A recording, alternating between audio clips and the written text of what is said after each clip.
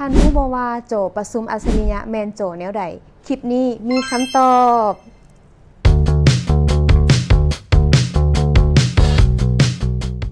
จอประชุมอัจฉริยะหรือจอ IP เป็นจอแบบสัมผัสซึ่งออกแบบมาเพื่อเฮ็ดให้การประชุมของพวกท่านมีประสิทธิภาพหลายขึ้นการออกแบบจอของพวกเขามีความหรูหราทันสมัยสวยงามซึ่งแทบเหมาะกับห้องประชุมทุกๆประเภทสเปคตัวเครื่องประกอบมี CPU Core i5 มีหน่วยความจำ16 กิกและยังมีพื้นที่จัดเก็บอยู่ที่256 กิกจอของเขาประกอบด้วยกล้องหน้า 48 ล้านพิกเซลและมีไมโครโฟน 8 ตัวซึ่งไมค์ของเขาสามารถรับเสียงได้ไกลถึง 8 เมตรนอกจากนี้ยังมีลำโพงทางด้านลุ่ม 2 จุดเนาะซึ่งสะดวกสบายในการประชุมออนไลน์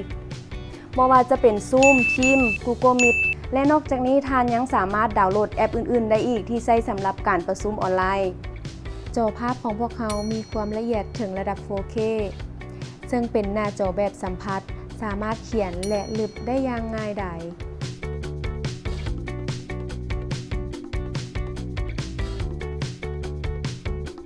ที่สำคัญจอของพวกเขายังมีความแข็งแรงสามารถกันแตกและกันการเกิดระเบิดในตัวได้นำอีก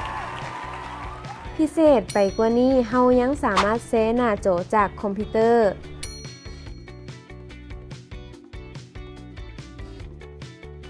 แท็บเล็ต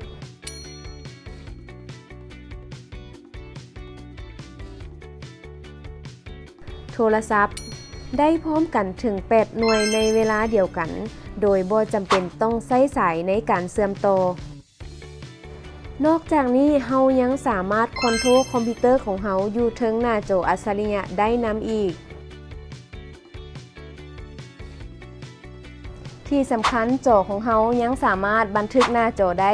ในเวลาทานประชุมออนไลน์หรือว่าประชุมภายในองค์กรซึ่งสามารถเก็บได้ทั้งภาพและเสียงในเวลาเดียวกันท่านบ่จำเป็นต้องใช้คนบันทึกกล่องประชุมอีกต่อไป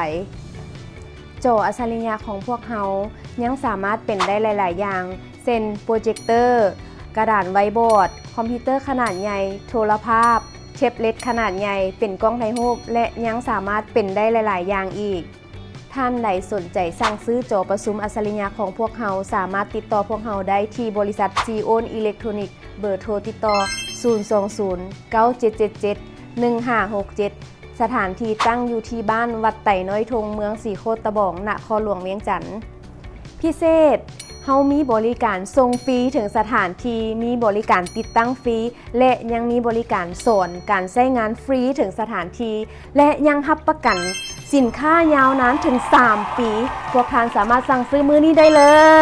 ย